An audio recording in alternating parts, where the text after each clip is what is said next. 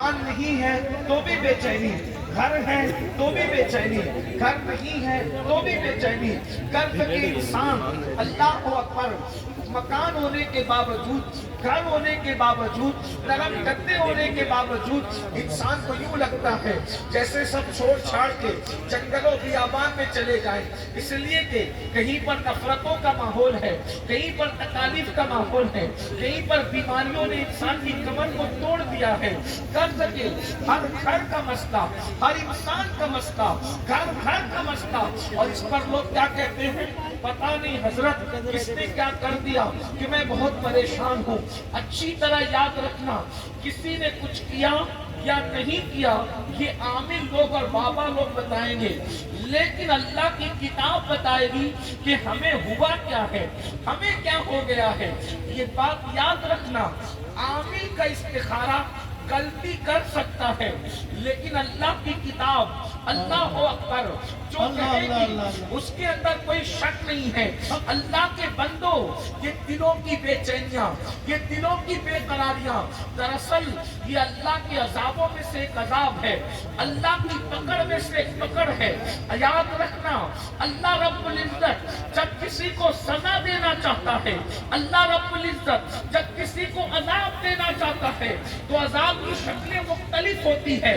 یہاں بیٹھا ہوا، یہاں موجود میرا ہر بھائی بہت توجہ سے سننا، میں اپنی بہنوں کی بھی توجہ چاہتا ہوں۔ یاد رکھنا، یہ جو کچھ ہے عذاب الہی کی شکل ہے، اور عذاب الہی، خدا کا عذاب مختلف شکلوں میں نمودار ہوتا ہے اور انسان کو سمجھ میں بھی نہیں آتا۔ اگر آج ہمارے بچے ہم سے بغاوت کر رہے ہیں تو یہ بھی عذاب الہی کی ایک شکل ہے، اللہ کے عذابوں میں سے ایک عذاب ہے۔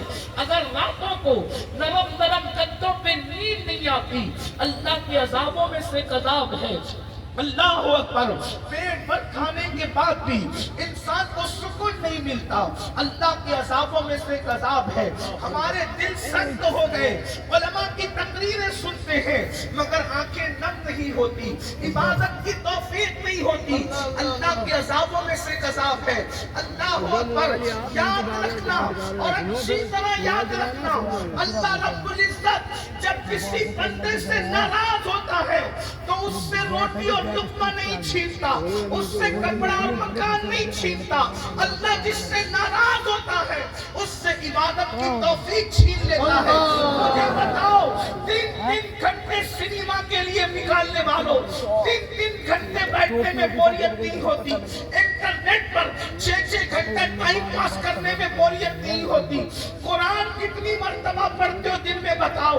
لوگ کہتے ہیں پڑھ نہیں پاتا، میں کہتا ہوں واللہ، ارے تو کیا پڑھے گا، تجھے توفیق نہیں ہوتی، اس لیے کہ ہر زبان کو قرآن پڑھنے کی توفیق نہیں ہوتی، ہر آنکھ کو قرآن دیکھنے کی توفیق نہیں ہوتی، ہر ہاتھ کو قرآن چھونے کی توفیق نہیں ہوتی۔ خدا جن کو چن لیتا ہے اپنی کتاب انہی کے ہاتھوں میں ہوتا ہے، خدا جن کی آنکھوں کو چن لیتا ہے انہی کو کتاب اللہ دیکھنے کی سعادت عطا فرماتا ہے۔ بتاؤ تو صحیح اللہ کے بندوں، اپنے آپ سے پوچھنا چاہتا ہوں، جب خدا ہی کسی سے ناراض ہو جائے، جب اللہ ہی کسی سے ناراض ہو جائے، اب آپ مجھے بتائیں، بلکہ بالفاظ دیگر یوں کہہ لیں، کروڑوں ماؤں سے زیادہ پیار کرنے والا خدا جب انسان کو اپنا دشمن بنا لے، یا انسان کے ساتھ اللہ دشمنی کا اعلان کرے، جنگ کا اعلان کرے، اب آپ مجھے بتاؤ مسلمانوں، اب مجھے بتاؤ ہمیں کون بچانے آئے گا، ہمیں کون بچائے گا؟ اللہ اکبر، یہ دنیا کے بادشاہ لوگ، یہ دنیا کے حکمراں لوگ کچھ نہیں کر سکتا کوئی جب تک میرا اللہ نہ چاہے۔ اللہ کی مرضی کے بغیر جب پتہ نہیں ہل سکتا تو اللہ کی مرضی کے بغیر تمہیں کوئی تکلیف کیسے پہنچا سکتا ہے، تمہیں کوئی مصیبت کیسے پہنچا سکتا ہے؟ مسلمانوں، واللہ العظیم ہمیں احتساب کرنا ہوگا، ہمیں غور کرنا ہوگا۔ اللہ ہم سے ناراض تو نہیں، خدا ہم سے ناراض تو نہیں، رب تبارک و تعالی ہم سے ناراض تو نہیں۔ اللہ اکبر، اور اللہ راضی ہے یا ناراض ہے اس کی پہچان کیسے ہوگی؟ خدا جس سے ناراض ہوتا ہے اس سے عبادت کی توفیق چھین لیتا ہے، اور جس سے راضی ہوتا ہے جاتا ہے۔ یہاں بہت خوبصورت سے ایک واقعہ یاد آ گیا کیونکہ عرس بھی ہے۔ حضرت سیدنا عطا ابن رباح رضی اللہ تبارک و تعالیٰ عنہ بہت بڑے عالم تھے، محدث تھے، اللہ اکبر۔ بازار گئے، بازار جانے کے بعد وہاں پر کنیزیں بک رہی تھی۔ پہلے انسان خریدے اور بیچے جاتے تھے، مرد ہوتا تو اس کو غلام کہتے، عورت ہوتی تو اس کو کنیز کہتے۔ کنیزیں بک رہی تھی، عورتیں بازار میں بک رہی تھی، اللہ اکبر۔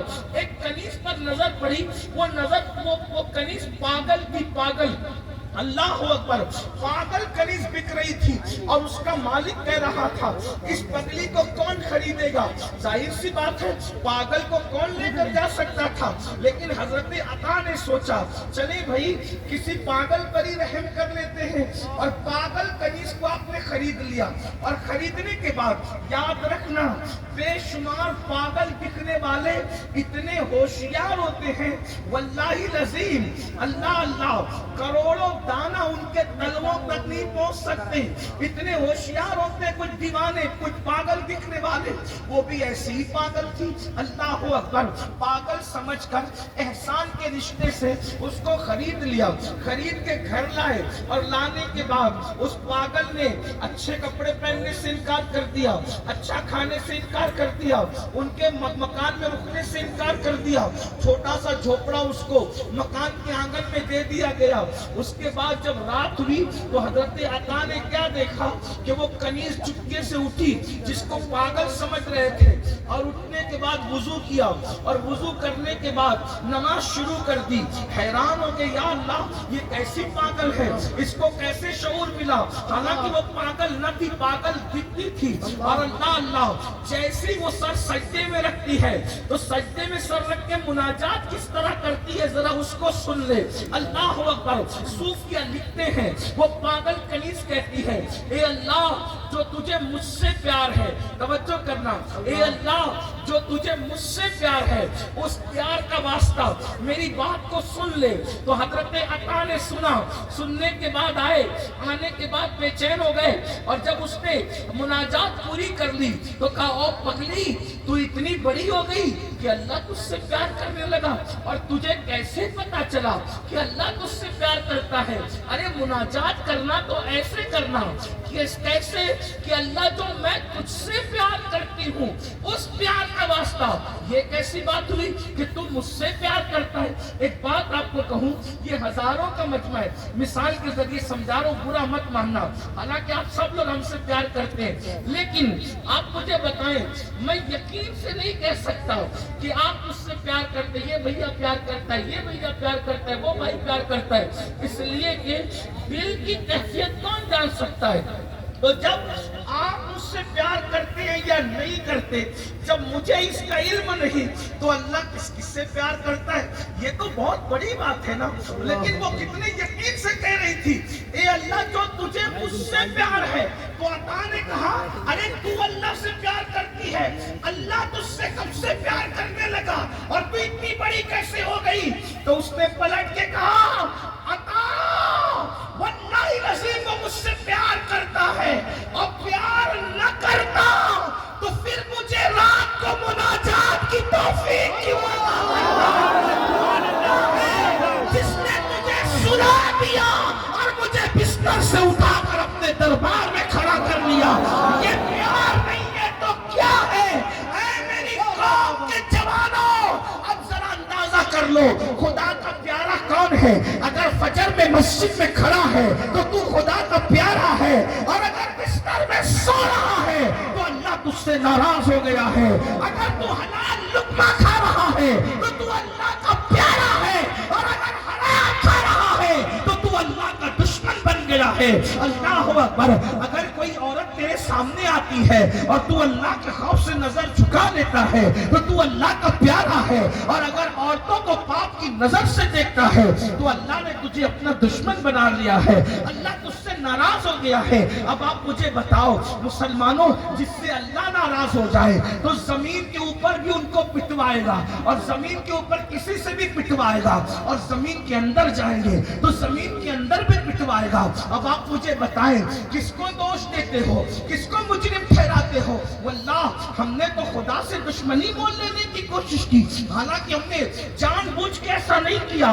کون مسلمان ہے جو معاذ اللہ اللہ سے دشمنی لے اور اللہ کا دشمن بنے؟ یہ شعوری طور پر نہیں ہے، لا شعوری طور پر ہے۔ بتاؤ نا کتنے گناہ کرتے ہو، کتنے جرم کرتے ہو، کچھ تو کہتے ہیں ارے ہم کچھ بھی کر لیتے ہیں، اللہ ہمیں سزا نہیں دیتا، اللہ ہمیں عذاب نہیں دیتا۔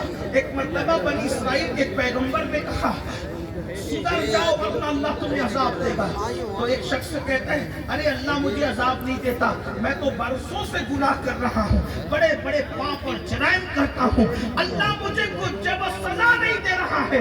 اس پیغمبر نے کہا بولا دیکھ وہ کیا کہہ رہا ہے، وہی آتی ہے اے میرے پیغمبر اس سے پوچھو کیا کبھی اللہ کے خوف سے رونے کی توفیق ہوئی، کیا کبھی عبادت کی توفیق ہوئی؟ اس نے کہا نہیں، نہ اللہ کے خوف سے رونے کی توفیق ہوتی ہے نہ عبادت کی توفیق ہوتی ہے۔ تو پیغمبر کی زبانی کہلوایا گیا اس سے بڑا عذاب کیا ہو سکتا ہے کہ اللہ نے تجھ سے رونے کی توفیق چھین لی، اللہ کے خوف میں عبادت کی توفیق چھین لی۔ آج میرے اتنے سارے بھائی یہاں بیٹھے ہیں، بہنیں بیٹھی ہیں، میں آپ سے پوچھتا ہوں میرے بھائیو بتاؤ ہیرو ہیروئن کے جدائی کے مناظر فلم میں دیکھ کر تو روتے ہو، غزل سن کے تو روتے ہو، گانا سن کے تو روتے ہو، کیا کبھی نعت رسول سن کے بھی ہمیں رونا آتا ہے؟ کیا کبھی اللہ کے خوف سے بھی ہمیں رونا آتا ہے؟ کیا کبھی اپنے گناہوں کو یاد کر کے بھی ہمیں رونا آتا ہے؟ ام المومنین سیدہ عائشہ صدیقہ فرماتی ہے جو اپنے گناہوں کو اکیلے میں یاد کر کے روتا ہے اللہ ایسے بندے کو بے حساب جنت میں داخل فرمائے گا۔ لیکن آپ مجھے بتاؤ تو صحیح ہمیں اپنے گناہ ہی یاد نہیں آتے، ہم اپنے گناہوں پر کب روئیں گے، اپنے گناہوں پر کب آنسو بہائیں گے؟ اللہ اکبر۔ بلکہ آج کا مسلمان تو اتنا ماشاءاللہ اتنا بے باک ہو چکا ہے کہ اب تو وہ گناہ کو گناہ بھی نہیں سمجھتا۔ میرے آقا صلی اللہ علیہ وآلہ وسلم کے پیارے دیوانوں، تو یہ جو بے چینیاں ہیں، یہ جو بے قراریاں ہیں، یہ جو اضطراب ہے، اولاد کی بغاوت ہے، آپ نہیں دیکھ رہے ہیں دنیا کے اندر ماں باپ کا اولاد کیا دکھ دے رہی ہے؟ حالانکہ جو دکھ دیتے ہیں وہ غلط کرتے ہیں، مگر سن لو اولاد کا باغی ہو جانا یہ اللہ کے عذابوں میں سے ایک عذاب ہے۔ ورنہ مسلمان کا بچہ ماں باپ کا باغی کیسے ہو سکتا ہے؟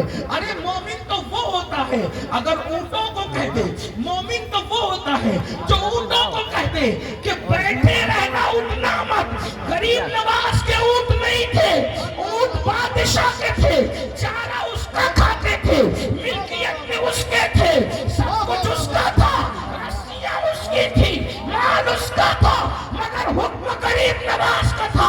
ان کے حکم کو اونٹ مانتے نظر آ گئے، ہمارے حکم کو بیٹا بھی نہیں مانتا، ہمارے حکم کو بیوی بھی نہیں مانتی، ہمارے حکم کو بیٹی بھی نہیں مانتی۔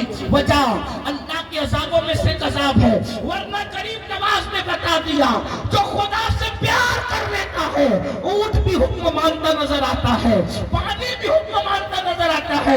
واقعہ نہیں بتاؤں گا لیکن جنہیں پتا ہے وہ تازہ کر لے، جن کو نہیں پتا ہے پتا ہو جائے۔ جب اجمیر معلیٰ میں غریب نواز پر پانی بند کیا گیا تو میرے خواجہ نے غلام کو کٹورا دے کے کہا کہ جا انا ساگر سے کہنا کہ تجھے خواجہ بلا رہے ہیں۔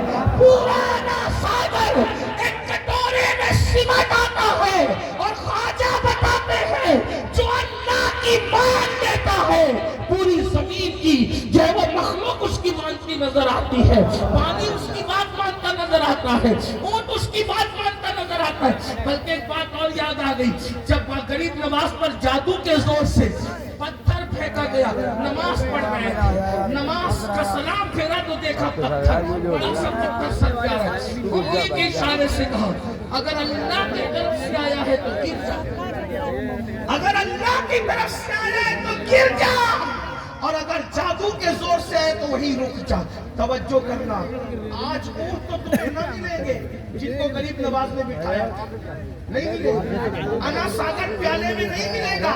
تو لوگ کہتے ہیں یہ سنیوں نے کس سے گڑھ لیے، تو جا کر وہ پتھر دیکھ لینا، پتھر تو ابھی بھی موجود ہے، پتھر تو ابھی بھی موجود ہے، اور ہوا میں رکا ہوا بتا رہا ہے کہ غریب نواز نے اس وقت روکا تھا 800 سال پہلے، 800 سال سے ان کے حکم हुक्म से अभी भी रुका हुआ हूँ।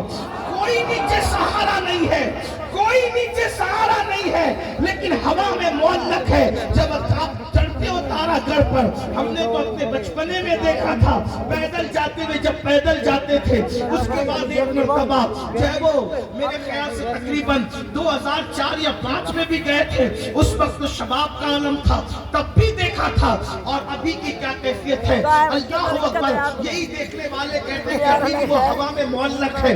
गरीब नवाज ने कह दिया रुक जा, तो पत्थर भी रुका हुआ है। बताओ ना, पत्थर में जान होती है, पत्थर में मुरव्वत होती है, पत्थर में एहसास होता है, पत्थर में क्या होता है? अरे जो कुछ नहीं होता उसको कहते हैं कि क्या तू पत्थर तो नहीं हो गया, तेरी अकल पे पत्थर तो नहीं पड़ गए, तेरी अकल पे। जिसको अकल ना हो कहते तेरी अकल पे पत्थर तो नहीं पड़ गए, और जिसका दिल सख्त हो जाता है तेरा दिल पत्थर से भी ज्यादा सख्त हो गया। आप मुझे बताएं, ख्वाजा पत्थर से बात मनवा के बता रहे हैं, मुसलमान तू अल्लाह का हो जा। ये इंसान क्या है, पत्थर भी तेरा हुक्म मानता नजर आए। बात असल में अल्लाह के हुक्म मानने की है। हमने सबकी मानी, अल्लाह की कहाँ मानी? देखो मुसलमान कितना नादान, सबकी मान रहे हो। मैं बात तवील नहीं करूंगा, लेकिन तवज्जो करना, हम अपने अल्लाह के साथ, अपने अल्लाह के साथ क्या कर रहे हैं जरा सोचो। अल्लाह के साथ बेवफाई करने वालों, अल्लाह की नाफरमानी करने वालों सोचो। अगर डॉक्टर कह दे ये दवा खाने से आधा घंटा पहले ले, अगर आप भीड़ करने आए तो हो गई भीड़, और अगर आप किसी को पैगाम को सुनने आए हैं तो यहाँ पैगाम दिया जाए। सियासी जलसों में और मजहबी जलसों में फर्क यही होता है।